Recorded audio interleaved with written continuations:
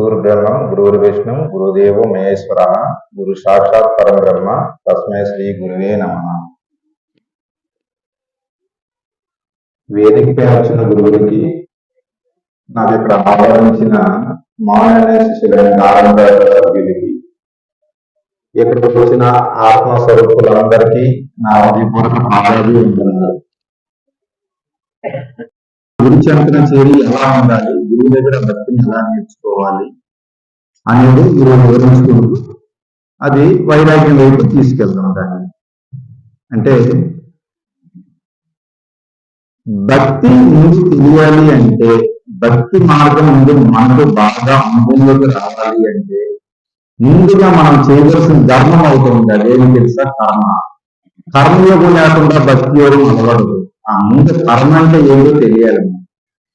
చాలా వరకు ఈ సరాసరి బ్రహ్మాండంలో ప్రతి అణువు అంటే చిన్న ఇసుక, ప్రతి అణువుతో సహా కర్మానుసారంగా జరుగుతుంది. కర్మబద్ధమై ఉంది. అది మానవులతో సహా అందరూ కర్మబద్ధమై ఉన్నారు. అసలు ఈ కర్మ అంటే ఏంటి? చాలా వరకు మనకు అపోహములు వచ్చి దీని మీద ఏంటంటే కర్మ అంటే పని కదా. కర్మలో పనికి సంస్కృత క్రియకి పని అంటారు. వాస్తవంగా కర్మ అంటే పని కాదు. కర్మ అంటే అనుభవించేది, అనుభూతి చెందేది. అనుకోండి, ఏదో ఒక పని చేశామో ఆ పని చేసిన తర్వాత మనకు ఒక ఫలితం వస్తుంది. ఆ ఫలితం మనం అనుభవిస్తామే, అదే కర్మ. ఇంకా వాడికి భాషలో కిందకి దిగి చెప్పాలంటే ఆ కర్మనే అంటే ఆ పదం తెలియాలని వివరిస్తున్నాను. అంటే కర్మనే భావన, పని కాదు. కర్మలో పని అనేది ఒక భాగం. అంటే ఒక 10వ క్లాస్ పిల్లోడు రాత్రి పొద్దు చదివి పరీక్షలు రాశారనుకోండి, రాత్రి పొద్దు రాసి ఎగ్జామ్ రాశారు. అమ్మా మాట్లాడకండి అమ్మా. రాత్రి పొద్దు చదివి కష్టపడి పరీక్షలు రాశారనుకోండి, అక్కడ ఏం జరిగింది? పని జరిగింది. రాత్రి పొద్దు చదివారు, అది పని. కానీ రాత్రి పొద్దు చదివాక కష్టపడి ఎగ్జామ్ రాసిన తర్వాత పాస్ అవుతారు కదా. ఆ పాస్ అయిన తర్వాత ప్రథమ స్థానంలో అంటే ఫస్ట్ క్లాస్ మార్కులో పాస్ అవుతాడు కదా. అనుకోండి, రాత్రి పొద్దు చదివిన వల్లే కదా ఫస్ట్ క్లాస్ లో పాస్ అయ్యాడు. ఆ రాత్రి పొద్దు చదివిన వల్ల పని జరిగింది, ఫస్ట్ క్లాస్ లో పాస్ అయ్యాడు కదా. అది ఫలితం. అదే కర్మ. అంటే ఒక పని కింద కర్మ ఇల్లు ఉంటున్నాం. ఇంకా కిందకి చెప్పాలంటే మనం సాధారణంగా భోజనం చేస్తున్నాం. ప్రతిరోజు అన్నం తింటున్నాం. అన్నం తినేటప్పుడు సాధారణంగా ఒకరోజు మనకు మంచి రుచికరమైన వంటలు ఎదురు పెట్టారనుకోండి, అనుకున్న దానిగా ఎక్కువ తింటాం. అన్ని వంటలు మంచిగా ఉన్న ఎదురుగా సాధారణంగా తినేదాకా ఎక్కువ తింటాం. ఆ తినేటప్పుడు మనం తింటున్నాం కదా, పని జరుగుతుంది. అక్కడ మనం తింటున్నాం కదా. తినేసిన తర్వాత అది తినే ఎక్కువ తినేస్తున్నాం. ఎక్కువ తినే వల్ల అది సరిగా అరగలేదనుకోండి, అరగకుండా ఆ పొట్టలు ఆ బాధ ఉంటుంది చూడండి, అదే కారణం. అనుభవించదు. సింపుల్ గా చెప్పాలంటే అంటే ఈ మన మహాత్ములు ఋషులు ఎలాంటి కర్మలు చేస్తే మనం భక్తి వైపు వెళ్తామనేది మనం వేరే కర్మ చెయ్యక్కర్లేదు. ఎలాంటి కర్మలు చేయాలో అది కూడా చెప్పేస్తున్నారు మహాత్ములు. అలాంటి కర్మలు చేసుకుంటూ వెళ్తే భక్తి అనేది కుదురుతుంది. అది కూడా గురు చేసిన ద్వారా ఎలాంటి కర్మ చేయాలనేది మనకు ఆచార్యులు కొన్ని నిర్ణయించారు మహాత్ములు. ఏంటంటే అవి స్నానము, సంధ్య, పూజ, దీపారాధన, పరోపకారము, దాన ధర్మాలు, యజ్ఞయాగాదులు, పెద్దల మాట వినడము, గురువుల యొక్క దర్శించుకోవడము, తీర్థయాత్రలు, ఇవన్నీ సత్కర్మలే, ఇవన్నీ కర్మలే. కానీ ఇవన్నీ చేస్తే ఏమవుతుందంటే మనము ఉన్నత ఫలితాలు పొందుతాం. దాని ద్వారా వచ్చే ఫలితమే చాలా అద్భుతంగా ఉంటుంది. అనుకోండి, తీర్థయాత్రలు అనుకోండి. ఇక్కడ చాలా మంది తీర్థయాత్రలు అంటే ఏంటనుకుంటారంటే ఊరియో, తిరుపతిలో, లేకపోతే శివాసలమో ఎక్కడికో వెళ్ళాలి, దర్శించుకుని రావాలంటే అది వాస్తవం, అది తీర్థయాత్ర. కానీ గురు సాంప్రదాయం మొదటి తీర్థయాత్ర ఏంటంటే ఇక్కడ మొదటి ఆ పాద దగ్గర అంటే ఆ పాదాల దగ్గర చేరి ఆ పాదసేవ చేస్తుంటారు. ఆ పాదసేవ చేస్తుంటే అక్కడి నుంచి అది ఆ శ్రీ మహావిష్ణువు వచ్చి ఆ పాదసేవకి ఆ లక్ష్మీదేవి ఆ తల్లిని హృదయంలో శాశ్వత స్థానాన్ని ఇచ్చారంట. ఈ విధంగా లక్ష్మీదేవి ధరించింది. దీని తర్వాత అర్చనం. అర్చనం అంటే ఏటో కాదు. అర్చనం అంటే గౌరవంతో చేసిన పూజ, గౌరవంతో మనస్ఫూర్తిగా చేసే పూజ, ఇది అర్చనం. అయితే అర్చన గారు ఎవరు ధరించారంటే పులి చక్రం ధరించారు. ఈ పులి చక్రవర్తికి ఇన్ని మంచి గుణాలు ఎంత ఉత్తమంటే ఆ మంచి గుణాలు ఎలా వచ్చాయో తెలుసుకుందాం. ఆ శ్రీ మహావిష్ణువు కంటే పరమభక్తి ఎలా అంటే అతను గౌరవంతో ఇష్టంతో ఎప్పుడు శ్రీ మహావిష్ణువు శ్రీమన్నారాయణ పూజ చేసేవాడు. అలాంటి ఆయనగా శ్రీహరిని ఇచ్చి ఎలాంటి గుణాలు ఇచ్చాడంటే పులి చక్రవర్తి చాలా ఉత్తమం, ప్రజల రక్షకుడు, దయామయుడు, పరాక్రముడు కూడా. ఇవన్నీ సద్గుణాలని శ్రీ మహావిష్ణువు ద్వారా దొరికాయి. ఈ విధంగా ఈ పులి చక్రవర్తి ధరించారు. కానీ మనం ఇప్పుడు భూమికి పృథ్వీ అనే మాట అంటున్నాం కదా, ఆ పృథ్వీ అనే మాట ఈ పులి చక్రవర్తి వచ్చిన మాటే అది. ఈ పృథ్వీ అనే మాట. ఇప్పుడు ఇంకోటి వందనం, ఇంక రెండు అయిపోతాయి. వందనం. వందనం అంటే ఇది ఏంటో కాదు, వందనం అంటే నమస్కారం. ఇది ఒక వ్యక్తి ఈ నమస్కారం చేత ఎవరు ధరించాలో తెలుసుకున్నాం. అప్పుడు ధరించాడు. అప్పుడు ఎవరు?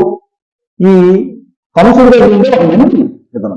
ఈ కంసుడి దగ్గర ఉండే మంత్రి ఇది ఎలా ధరించో తెలుసుకుందాం. అయితే ఎప్పుడు ఆ కంసుడు ఉండే సభలో ఎప్పుడు శ్రీకృష్ణ ప్రస్తావన ఉంది, ఎప్పుడు ఆయన సంభాషణ ఉంది. అయితే ఈ సంభాషణ విని అప్పుడు మంత్రి కదా అసలు శ్రీకృష్ణుడు ఎవరో ఒకసారి చూసాగా నేను నమస్కరించుకోవాలి అని మనసులో భావం కలిగింది. ఆ మనసులో భావం కలగని అయితే అలాంటి సమయంలో ఈ మంత్రిని అక్కడ శ్రీకృష్ణుని బలరాం తీసుకురామని కంసుడు పంపిస్తాడు. ఇతను వెళ్ళి ఆ కృష్ణుడు అక్కడ చూసి వందనం చేసుకున్నాడు. ఈ విధంగా ఆయన ధరించారు. ఇంకా రెండో ఉన్నాయి. ఏంటంటే దాస్యం. దాస్యం అంటే ఏటో కాదు, దాస్యం అంటే సేవాతత్వం అన్నమాట. ఆ సేవాతత్వం ద్వారా ఎవరు ధరించాడు? సేవాతత్వం ద్వారా హనుమంతుడు ధరించాడు. ఆ హనుమంతుడు ఎలా ధరించాడు చూద్దాం. చూడండి, ఆ సాక్షాత్ పరమేశ్వర రూపమైన ఆంజనేయ స్వామి శ్రీరాముడికి ప్రీతిపాత్రుడు, పరమ భక్తుడు, కేవలం అతను పరశురాముడు బలశాలి కాదు, వేదాలు అన్ని చదివి 9 వ్యాకరణాలు పాండిత్యం పొందినవాడు. అంటే ఆంజనేయ స్వామి దీపం నవవ్యాకరణ పండితుడు. అలాగే సప్త చిరంజీవుల్లో చిరంజీవి అంటే ఇక్కడ ఏంటి? అమరుడు. అమరుడు అంటే చావు లేనివాడు అని అర్థం చిరంజీవి అంటే. అలాంటి సప్త అంటే 7 చిరంజీవుల్లో ఆంజనేయ స్వామి ఇన్ని విద్యలు తెలిసిన యోగేశ్వరుడు. కానీ శ్రీరాముడి దగ్గర మాత్రము వినయము, విధేయత, సేవాతత్వంతోనే ఉంటాడు. ఇప్పుడు ఇదంటే భక్తి. ఇదో రకమైన దాస్యము అంటారు. ఇంకోటి ఏంటంటే సత్యం అండి. ఇదో రకమైన భక్తి. సత్యం అంటే ఏదో కాదు, సత్యం అంటే స్నేహం అన్న. ఈ సత్యం చేత అర్జునుడు ధరించాడు. అర్జునుడు ఎలా ధరించాడు తెలుసుకోవాలన్నారు. అర్జునుడు ఈ శ్రీకృష్ణ పరమాత్మ ద్వారా ఈ భగవద్గీత ఉపదేశించక ముందు వీళ్ళిద్దరు చాలా స్నేహితులుగా ఉండేవారు, చాలా సన్నిహితంగా ఉండేవారు, ఇద్దరు నిజాయితీగా ఉండేవారు. ఎప్పుడైతే ఈ భగవద్గీత బోధించాక ఉపదేశించాక ఆ శ్రీకృష్ణ పరమాత్మ యొక్క విశ్వరూపం తెలిసిందో, ఆయన ఉన్నత స్థానం తెలిసిందో అప్పుడు అర్జునుడు ఏంటనుకున్నాడంటే ఆ శ్రీకృష్ణ పరమాత్మ మన్నించి, స్వామి ఈ స్వేచ్ఛ నాకు ఏదైతే నీ దగ్గర ఉందో ఆ స్వేచ్ఛ వద్దు, నీ పట్ల నేను ఎప్పుడు భక్తి భావంతోనే ఉంటాను అని అప్పుడు అర్జునుడు ఆ శ్రీకృష్ణ పట్ల ఎప్పుడు భక్తి భావంతోనే ఉండేవాడు. ఈ విధంగా సత్యం చేత ఈ అర్జునుడు తగ్గించాడు. శివరద అయితే ఇప్పుడు 8 భక్తులు అయిపోయి శివరద 9వ భక్తులు అన్నాడు కదా. శివరద ఆత్మ నివేదనం. ఆత్మ నివేదనం అంటే ఏంటంటే నివేదనం అంటే సమర్పించేది. అలాంటి ఆత్మ సమర్పించడమా అంటే ఇక్కడ మనస వాచ కర్మ త్రికరణ శుద్ధితో, మనస వాచ కర్మ త్రికరణ శుద్ధితో ఏదైతే భగవంతుని అర్పించుకున్నా అందులో నువ్వు ఆత్మ నివేదన చేసినట్టే. ఈ ఆత్మ నివేదన ఎవరు ధరించారంటే బలిచక్రం ధరించారు. అసలు బలిచక్రవర్తి ఏమో? ఆ బలిచక్రవర్తి ఎవరో కాదు, ప్రహ్లాదుడు కొడుకు విరోచనుడు. విరోచనుడి కొడుకే బలిచక్రవర్తి. అంటే ప్రహ్లాదుడు మానవుడు. అయితే దశావతారాల్లో ఆ శ్రీ మహావిష్ణువు ఇచ్చిన దశావతారంలో 5వ అవతారమైన వామన అవతారము ఆ త్రివిక్రమ యొక్క రూపం దాల్చి 3 అడుగులు కోరుకుంటాడు. ఆయన ఆ 3 అడుగులు ధరంగా సరి బలిచక్రవర్తి దానవతాన్ని కూడా సిద్ధమయ్యాడు. ఆ 3 అడుగులు ఏంటి? ఒకటి మీకు తెలిసిందే, ఒక పాదము భూగోళం, ఇంకో పాదం ఆకాశం, 3వ పాదం ఎక్కడ పెట్టాలి? 3 అడుగులు నా సరస పైన అన్నాడు. ఆత్మ చింతనలో దీనికి వేరు భావం ఉంటుంది. ఎప్పుడైతే 3 అడుగులు ఆయన అడిగినట్టు ఇచ్చారో ఆ శ్రీ మహావిష్ణువు వామన రూపం ఆయన మెచ్చి ఆయనకు ఉన్న స్థానాన్ని ఆత్మసాక్షాత్కారం చేస్తుంది. ఇది నవవిధ భక్తుల యొక్క సారాంశం. కానీ ఇది ఎందుకు అవసరం అంటే, ఇవన్నీ భక్తుడికి ఎందుకు అవసరం అంటే అన్య భక్తిని చేరుకోవడానికి ఒక మెట్టు, మెట్టు అన్య భక్తిని చేరుకోవటానికి. అందుకే భగవద్గీతలో అర్జునుడికి అంటాడు, నన్ను చేరుకోవాలంటే అన్య భక్తి ద్వారా నన్ను చేరుకోగలుగుతాను. అసలు అన్య భక్తి అంటే ఏంటి అనుకోవచ్చు. అన్య భక్తి అంటే ఏదో కాదండి, అన్ని చింతన వదిలి నిత్యము మనసు ఆ భూమధ్య పైనే నిలిపి నిష్ఠగా ఉండి ఆ తదేగా ఉండి ఆ పరమాత్మని అక్కడ దర్శించుకోవడం అనన్య భక్తి. అది అనన్య భక్తి ఎలా ఉందో అసలు ఈ గురు సాంప్రదాయంలో కొందరు ఎలాగ ఈ నిష్ఠ ఉంది అనన్య భక్తి ఉంది. ఎందుకంటే వీరికి భక్తి ఎక్కడి నుంచి వచ్చింది, మన దగ్గర నవల భక్తులు చెప్తున్నారు 9 రకాల భక్తులు, అవన్నీ చూసి వచ్చిన తర్వాత ఈ అనన్య భక్తి కలిగింది. చిన్న ఉదాహరణ మనకు తెలిసిందే, సినిమాలో కూడా చూసుంటారు. మన స్వామివారిని తీసుకుంటాం. శ్రీ పోతులి వీరబ్రహ్మణ్య స్వామి వారు తన శిష్యు బృందం తన శిష్యులతోని ధర్మ పర్యటన కోసం వెళ్తుంటే, అందులో శ్రద్ధయ్య అందరూ ఉన్నారు, శిష్యులు అందరూ వెళ్తుంటే దారిలో ఒక చనిపోయిన జంతువు కుళ్ళిపోయిందన్నమాట. ఆ చనిపోయిన జంతువు కుళ్ళిపోయి ఉంటే దాన్ని చూసి అందులో కొంతమంది శిష్యులు, అంటే ఇక్కడ గురువు గారు ఒక రకమైన పరీక్ష ఒకటి, ఇందులో నిజంగా అన్ని వ్యక్తులు ఎవరున్నారని తెలుసుకోవడానికి ఒక రకమైన పరీక్ష. వెళ్ళిపోతుంది, కుళ్ళిపోయిన జంతువు ఒకటి ఉంది, అది కుళ్ళిపోయింది, పురుగులు పెట్టేసింది. ఆ పురుగులు పెట్టిన జంతువులకు చూసి అందులో కొంతమంది శిష్యులు చీచీ అంటారనమాట. వాసన వస్తుంది. చీచీ అంటే అప్పుడు మరి గురువు గారు బ్రహ్మం గారు అక్కడే ఉన్నారు కదా, జ్ఞానోదయం చేయాలి కదా, మరి అది తెలియాలని ఏం చేశారంటే ఇందులో నిజమైన భక్తుడు అయిన భక్తి ఎవరున్నారని తెలియాలని ఏదైతే చీచి అన్నారో దీన్ని చూసి చీచి అంటున్నారు నాయన అన్నారు. స్వామి అది పురుగులు పెట్టేసింది, వాసన వస్తుంది. అది అప్పుడు స్వాములు వారు ఏం చేశారంటే సిద్ధయ్యకి ఏం చెప్పి, అది సిద్ధయ్య నువ్వు అది తింటావా అంటే, స్వామి అంటే ఆ మాట అన్నంత వరకు పురుగులతో పట్టిన జంతువే, ఆ మాట అన్నంత వరకు పురుగులతో పెట్టాను. ఎప్పుడైతే గురువుగా చెప్పగానే ఏమి చూడకంటే నేను తింటానన్నారు చూడండి సిద్ధయ్య, అది అన్న భక్తి. కానీ అక్కడ చూసేటప్పటికి ఉప్పుకున్న తర్వాత ఏమైపోయిందంటే పళ్ళు పొలవాలి. నేను ఎప్పుకున్నది జంతువు యొక్క తిరిగి తర్వాత ఎలా మారుతుంది చూడండి, అది అన్య భక్తి అంట. అలా ఉంటుంది. ఇంకో రాను చెప్పుకుందాం. ఆది శంకరాచార్యుల వరకు 4 శిష్యులు ఉంది. అందులో ప్రధాన శిష్యుడు పద్మపాదుడు, అలాగే సనందుడు, 4 ఉన్నారు. అయితే ఈ సనందుడైన శిష్యుడు ఎలా అంటే అందరికీ చివరికి వచ్చాడండి. ఈ 3 శిష్యులు ఏంటంటే 2 వచ్చి అందరూ చాలా నేర్చుకోవాలి. ఈ సనందుడైన శిష్యుడు అయితే ఆది శంకరాచార్య చివరిగా వచ్చి, అయితే ఈ పద్మపాదుడు మిగతా శిష్యులు ఏంటంటే వేదాంగాలను నేర్చుకుంటున్నారు. కానీ ఈ సనందుడు అన్నీ నేర్చుకోడు అనమాట. గురువుగారు చెప్పినది సూత్రము, గురువుగారు చెప్పిన మాట, తర్వాత ఏంటంటే ఆయన ఏం చెప్తే అదే చేసేవారు అన్నారు. గురువుగానే అతికించేవాడు కాదు, ఏకాగ్రతతో చిత్తశుద్ధితో చేసి ఒకరోజు ఏంటంటే ఈ 3 శిష్యులు మాట్లాడుకుంటున్నారు. ఏంటిని, అదే నేను అంతగా ముందొచ్చామో గురువుగారి దగ్గరికి, ఈ సనందుడు ఎలా అంత దగ్గర అయిపోయాడు గురువు గారికి అని అనుకుంటున్నారు. ఈ మాట శంకరాచార్య గారు అంటారు. విన్నాక అయితే మన సనందుడు యొక్క భక్తి తెలియాలంటే, అన్య భక్తి తెలియాలంటే మన 3 శిష్యులు తెలియదు కదా, అది అన్య భక్తి ఎలా ఉంటుంది. అయితే శంకరాచార్యులు ఈ మాట అన్నమాట ఒకరోజు ఏం చేశారంటే, ఈ 3 శిష్యులు అందులో ఉత్తమ శిష్యుడు ఎవరో తెలియాలంటే, ఒకరోజు నది తీరాన గంగానది తీరాన 3 శిష్యులు యువకుల వద్ద ఉన్నారు. ఆ సనందుడు ఆ గురువు గారితో వేరే పట్టుకురాకుండా అవతల ఉన్నారు. మధ్యలో పెద్ద నది ఉంది, చాలా పెద్ద నది. అయితే ఎక్కడే మంచి సమయమని ఆది శంకరాచార్యులు ఏం చేయడం, ఈ 3 శిష్యులకి అంటే ఎవరు నిజమైన సాధన చేసిన వాళ్ళని చెప్పడానికి ఈ మాట. అక్కడ ఆవతల ఒడ్డు ఉన్న సనందుడికి ఏమంటారండి ఆది శంకరాచార్యులు గారు, సనంద శీఘ్రమైన రామాయణ అంటారు. గురువు గారు చెప్పిన వెంటనే ఏమి చూడకుండా చిత్తశుద్ధితో గురువుగారు చెప్పారు నేను వెళ్ళాలి అంతే. అక్కడి నుంచి మధ్య నదులు రాలేం కదా, నీటి పైన కూడా చెప్పేస్తాడు ఆయన, నీటి పైన. అది చూసి నీళ్ళు శిష్యుడు ఇది ఇప్పుడు గురువుగారు జరిగితే నేర్చుకున్నారా ఇక్కడ నీళ్ళు కాదు. అంటే దీని బట్టి మనకు ఏమర్థమవుతుంది, ఒక గురువు దగ్గర ఎంతమంది శిష్యులు ఉన్నా సరే వాళ్ళ మధ్యలో వాళ్ళకే తెలియదు ఏ గురువు ఒక శిష్యుడికి ఏదో చెప్తున్నారా అని. అది ఏం వల్ల వస్తుందో అనిల వ్యక్తితో ఎవరైతుంటారో అలాంటి ఇంకా దగ్గర అవుతుంది ఈ జ్ఞానం. దీని అర్థం ఇంకా ఉదాహరణ చెప్పాలని ఇంకోటి చెప్తామండి. స్వామి వివేకానంద తీసుకుందాం. స్వామి వివేకానంద అంటే అనిల వ్యక్తి కోసం చెప్తున్నాను ఇదండి. స్వామి వివేకానంద గారు ఏంటంటే ఒకరోజు రామకృష్ణ పరమహంసుల గారికి ఈ గొంతుకు పైన క్యాన్సర్ అనుకోండి, రాసుకుంటూ అంటారు. అది క్యాన్సర్ ఎలాంటిదంటే ఒక్కసారి పెట్టిందంటే ఒక ఊపిరి పీడిస్తుంటాం, ఇంకొస్తుంటుంది. అయితే ఆ రాసుకుంటే ఎప్పుడైతే ఈ రామకృష్ణ పరమహంసులో ఈ శరీరాన్ని విడిచే సమయం వచ్చిందో ఆ చివరి క్షణంలోని అందరూ మంచం దగ్గర ఉన్నారు శిశువులందరూ, అందులో స్వామి వివేకానంద కూడా ఉన్నారు. అయితే ఆ స్వామి దగ్గర కప్పం వస్తుంటది కదా, మరి ఇక్కడ అంత పెద్ద కుండలా అయిపోయింది. అందులో కొంతమంది చూసి శిశువులు తట్టుకోలేరు అనమాట. స్వామికి గురువు గారికి ఎంత పెద్ద కంఠం దగ్గర కుండ, ఎందుకంటే వాళ్ళు బ్రహ్మనిష్ఠులు. నిజంగా వాళ్ళు తగ్గించుకోవాలనుకుంటే వాళ్ళ శక్తితో తగ్గించుకోగలుగుతారు. కానీ శరీరం ఇచ్చే సమయం వచ్చింది వాళ్ళకి తెలుసు. ఎందుకంటే గమనం అయిపోయినారు కాబట్టి బతుకుండడానికి ఈ శరీరంతో పని లేదు కాబట్టి ఇంకా ప్రారంభం. దీని అర్థం అది. అయితే అందులో మన శిశువులు చూసి గురువు గారికి ఎంత పెద్ద కుండైపోయింది, ఈ కొండ పైన ఇంతలాగా బాధపడుతున్నారు ఏంటని అందులో ఒక శిశువుడు ఏంటి అడిగితేనంటే, ఈ లోపల స్వామి ఏం చేస్తుంది తెలుసా, ఆయన దగ్గర లోపల ఉమ్మ వస్తుంది కదా, ఆ ఉమ్మ చేతితో తీసుకుని పక్కన పెడుతున్నారు. చూడండి భక్తి ఎలా ఉంది. గురువు ఉమ్ము అది పడిపోతాడేమో అని కింద అది చేతిని తీసుకొని పక్కన పెడుతుంది.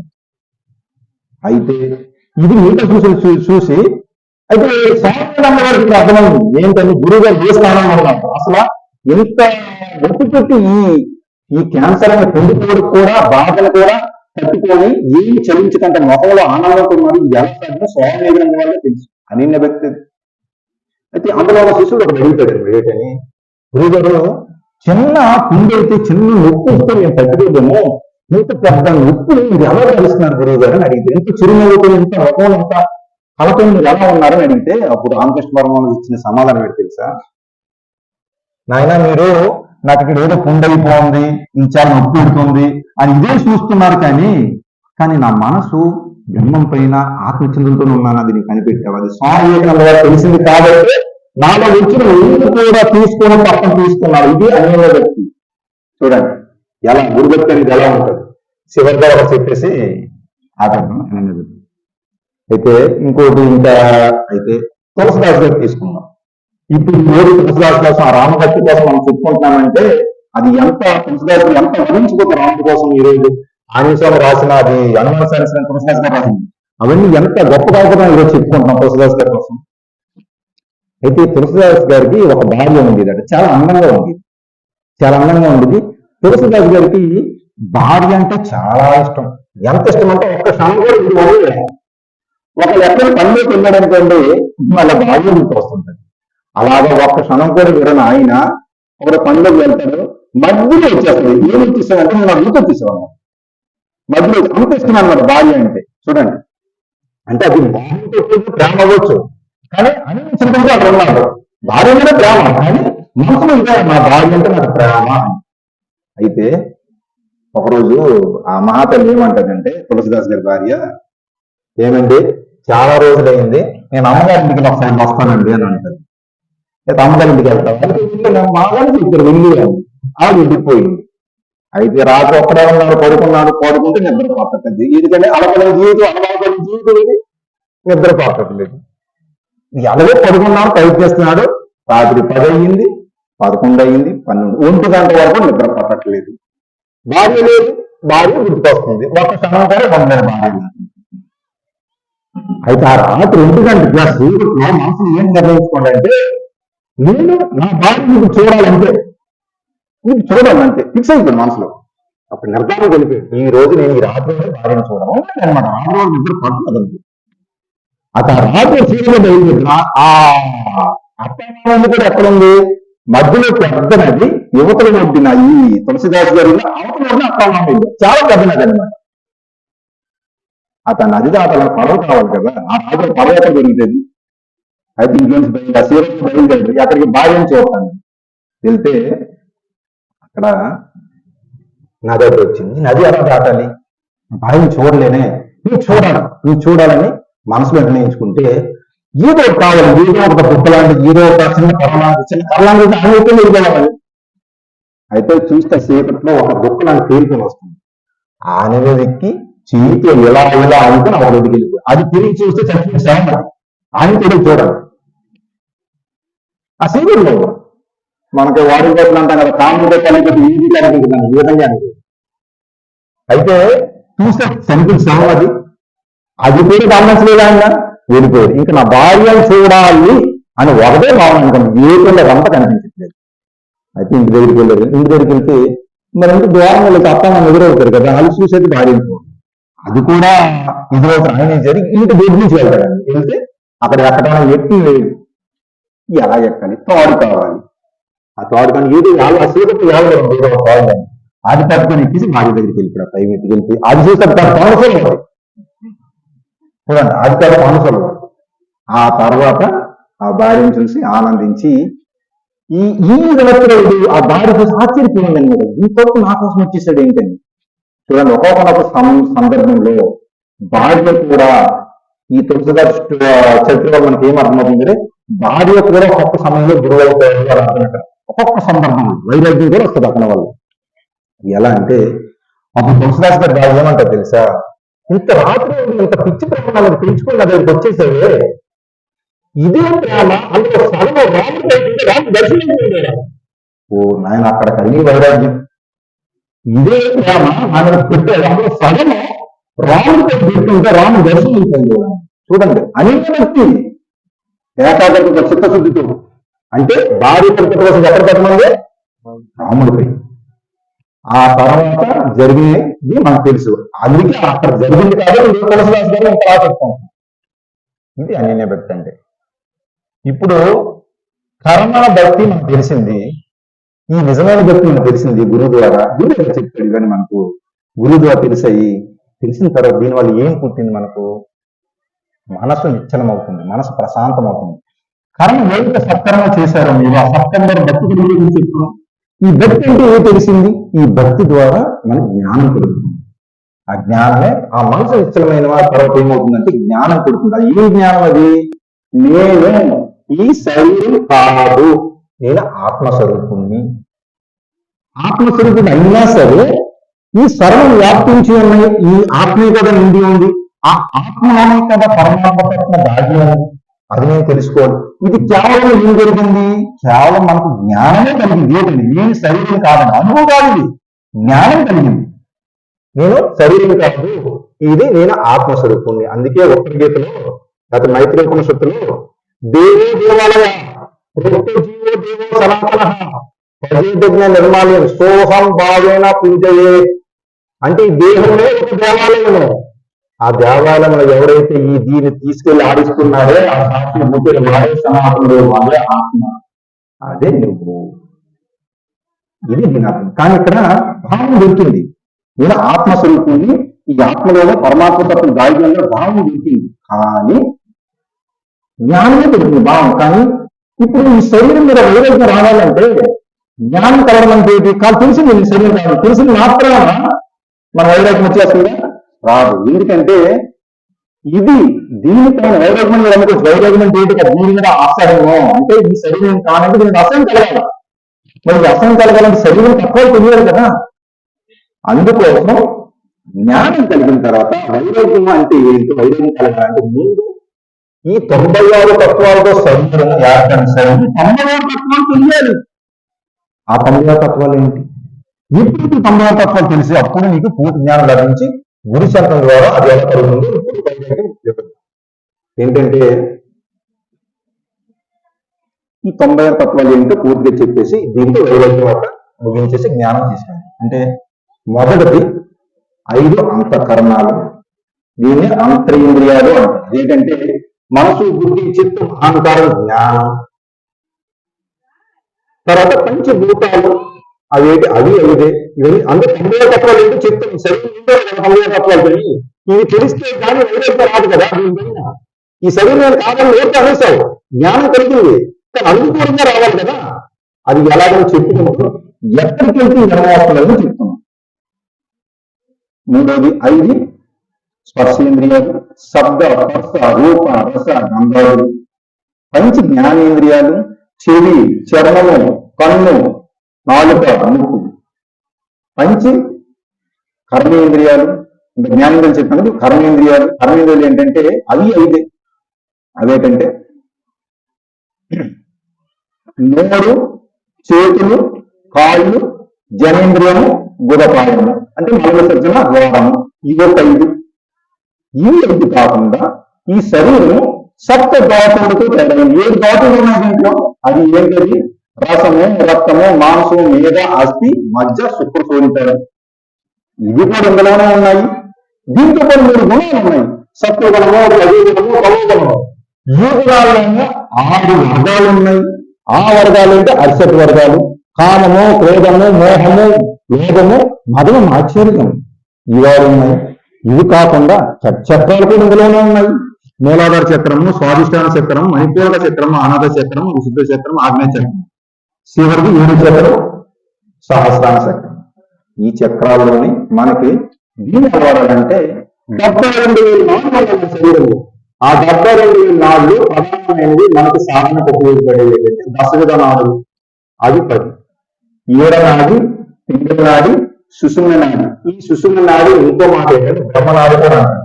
ఇంకోటి గాంధార నాడి, శంఖనాడి, పూసనాడి, అలంబనాడి, పశ్చిమ నాడి, ఇలా దశవిధ నాడులు ఉన్నాయి. ఇందులోనే మళ్ళీ ఇంకేమున్నాయి? సప్త సముద్రాలు ఉన్నాయి. ఆ సప్త సముద్రాలు ఏంటంటే లవణ సముద్రము, క్షీర సముద్రము, గది సముద్రము, సూర సముద్రము, కుబేర సముద్రము, అలా ఉన్నాయి. నిధులలో 14 లోకాలు ఉన్నాయి. ఊర్ధలోకాల పైకి 7. అదే ఎందుకంటే నేను చెప్తున్నాను, శరీరం అంటే విశ్లేషణ చెప్పడానికి ఇక్కడ అందరూ ఒక 80% కూడా గురుబిడ్డలో ఉన్నారు కాబట్టి చెప్పేది అంతే. అదే లోకాలు, 10 లోకాలు 7, కింద లోకాలు 7, 14 లోకాలు. ఆ 7 లోకాలు భూలోకము, భూవర్లోకము, సువర్లోకము, మహాలోకము, జనలోకము, కపలోకము, సత్యలోకము. ఈ 7.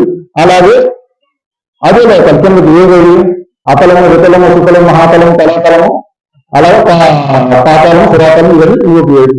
14 అయిపోయిగా ఇన్ని తత్వాలు కూడి ఈ 90 తత్వాలు కూడిన శరీరము. ఇవి కాకుండా 12 మలాలు. మలాలంటే ఏంటంటే వ్యర్థాలన్నమాట. అవి వ్యర్థంగా బయటికి పోయి అవేంటంటే నేత్రము, చెమట, మల విసర్జన, కంటిలో తీసి, చెవిట్లో ఇవన్నీ విసర్జనలే.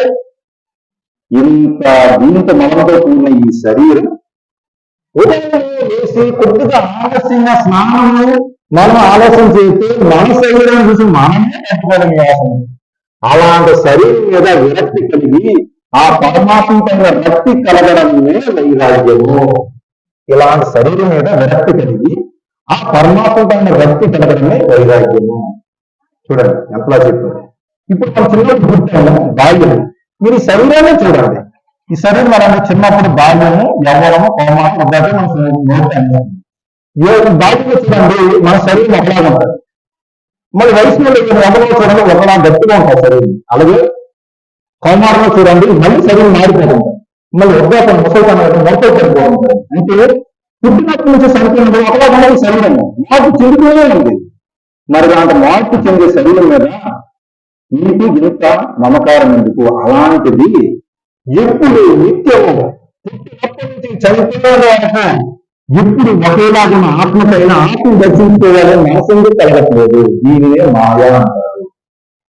ఈ మాయ దాటాలని గురుచంతనం చేయాలి. ఆ గురు కర్మతో ఆ గురువాక్యం ద్వారా గురు సూత్రం ఎదిరితే ఇది కేవలం ఎలా సాధ్యమవుతుందంటే కేవలం సాధన సంపత్తితోనే సాధ్యమవుతుంది. యోగం కుదురుతుంది. సాధన సంపత్తి లేకుండా యోగం కుదరదు. ఇదే సత్యము. నేను చెప్పిన మాట కాదు, ఋషులు బ్రహ్మగారు లాంటి మహాత్ములు చెప్పిన మాట. అందుకే జ్ఞానం విన్నాక మర్చిపోయిన వాడు అజ్ఞాన లక్షణం, జ్ఞానం విన్నాక ఆచరించిన వాడు జ్ఞాని యొక్క లక్షణం. ఇదే నేను ఈరోజు చెప్పబోయే మాట. ఈ రోజుతో ముగిస్తున్నాను. చిన్న ఒక జరిగిన సంగతిలో ఒక స్టోరీ చెప్పేస్తున్నాను. చిన్న కథ, 2 నిమిషాలు. ఏంటంటే ఇంత భక్తి కోసం చెప్పుకున్నాం కదా, దానికోసం చాలా మంది శాస్త్రాలు చదివి అందులో విషయాలు ఇందులో విషయాలు అన్నీ వెతికేసి ఆ విషయాలు తెలిసిన మాత్రాన ఆత్మబోధ వచ్చేసిందని చెప్పుకొని తిరుగు గురువులు ఉంటారు. చాలా మంది శిష్యులు కూడా ఉన్నారు. అంటే ఒక ఊరు లేక ఒక గురువు ఉండేవాడు. ఆ గురువు ఎలాంటిదంటే విగ్రహారాధన చేయకండి, ఏమీ చేయకండి, నన్నే పూజించండి, నేను చెప్పింది వేదన, నేను చెప్పింది అని శిష్యులు చెప్పుకుంటారు. అదే ఊరిలో విగ్రహారాధన, భగవద్గీత భక్తి ఇవన్నీ కలిగిన వాళ్ళు ఉన్నారు ఆ ఊర్లో. అయితే ఆ ఎప్పుడైతే నేను చెప్పింది వేదము, నేను చెప్పింది వేదం చెప్పుకుంటుంది గురువు శిష్యులు ఏంటంటే ఈ భక్తి భావన ఉండే భక్తులకి ఏంటంటే దూషించేవారు. ఏం పూజ చేస్తున్నారు మీరు, ఏంటి ఇలాంటి భక్తి, అసలు భక్తే కాదు అని ఇలా దూషించి మాట్లాడేవారు అనమాట. అది అనుకోకుండా వేరే ఊరు నుంచి ఒక గురువు గారు వచ్చి అదే సమయంలో ఈ సంఘాటన జరుగుతుంటే అప్పుడు ఎవరైతే భక్తులు ఉన్నారో చెప్పుకున్నారనమాట. గురువు గారు చూడండి, మేము భగవంతుడి పైన ఆరాధన చేసుకుంటుంటే మీరు దూషిస్తున్నారు, ఇది ఎంతవరకు ఇది వాస్తవం చెప్పండి అని బయట నుంచి వచ్చిన గురువు గారు. ఆ గురువు కూడా ఉన్నారు, శిష్యులు ఉన్నారు. అప్పుడు బయట నుంచి వచ్చిన గురువు ఆ గురువు గారు అడిగారు, నాయన మీరు చేసిన భక్తి మీరు దూషిస్తున్నారు, ఇది ఎంతవరకు న్యాయము? భక్తి అనేది ఒక్కొక్కరికి చెప్పుకుంటూ జ్ఞానంలో తీసుకెళ్ళడం, మీకు దాన్ని దూషించడము, కొట్టు పారేయడము, ఏదైనా మాటల ద్వారా ఆత్మచింతన పెద్ద మాట్లాడుకోవడము, ఇది వాస్తవం కాదు కదంటే, అంతే కదా స్వామి, ఇవన్నీ చేసిన భక్తులన్నీ అంటే అప్పుడు ఈ బయట నుంచి వచ్చిన గురువు ఒక మాట చెప్పారు. జ్ఞానం ఉన్నవాళ్ళు కదా అందరికీ. ఇప్పుడు ఏంటంటాడంటే, ఏదైతే ఆ గురువు అన్నారో ఆ గురువు శిష్యుడు ఉన్నారో ఆ శిష్యులు పిలిచి, నాయన మిగలారా మీ గురువు ప్రతి మీరు ఉన్నదా అని, ప్రతి మంది ఫోటో ఉందా ఉంది గురువు సభ్యులు ఫోటో పెట్టిరండి. ఆ గురువు గారు ఫోటో ఆయన తీసుకొచ్చాడు. శిష్యుడు తీసుకొచ్చి ఇలా పెట్టి దేవుడు మా గురువు గారు గురువు గారు ఇలా చూసి ఈ ఫోటో చూసి గురువు గారు ఈ ఫోటో చూసి ఎంత చూసిస్తే చూసించు. అమ్మో నా గురువు గారు నా గురువు గారు ఏం చెప్పలేదు. కానీ ఈ ఫోటోలు తింటే ఆయనకు కోపం వచ్చింది. ఎవరికి? బయట ఆయన ఫోటో కదా. ఆయన అంటారు మీరు గురువు గారు ఎలా చెప్తున్నారు శిష్యులకి, నాకు దూషించమని చెప్తున్నారు, నాకు తిట్టమని చెప్తున్నారంటే, మరి ఫోటో చూసి తిట్టక ముందే తిట్టాలన్న మాట నీకు ఎంత బాధ కలిగితే ఎన్నో సంవత్సరాలు వచ్చి వాళ్ళకంత బాధపడతారు. ఇది భక్తి. భక్తి అనేది మెట్లు ఇంకో చెప్పాం కదా, కర్మను ఆచరించాలి, సత్కర్మ చెయ్యాలి, సత్కర్మ నుంచి భక్తి పుడుతుంది. ఆ భక్తి ఎలా ఉందో మనం మాట్లాడుకున్నాం, అది కూడా గురువు గారు చెప్తారు. ఆ గురుచంద్ర చేయడం భక్తి విధానం తెలుసుకుని భక్తులు ఎత్తించి కర్మ ఎత్తి ఆ భక్తి గారు ఏం కలిగింది? జ్ఞానం కలిగింది. ఆ జ్ఞానం కర్మ భక్తి జ్ఞానం చివరికి మనకి ఏం కలిగింది? వైరాగ్యం. ఏంటి? ఈ శరీరం ఏం కాదు, నేను ఆత్మస్వరూపం. ఇదే నా చివరి మాట. ఇందులో మీకు ఏదైనా కొత్త విషయం వస్తే తీసుకోండి, పాత విషయాలు అయితే పక్కన పెట్టేయి. జై గురుదేవ్. మరి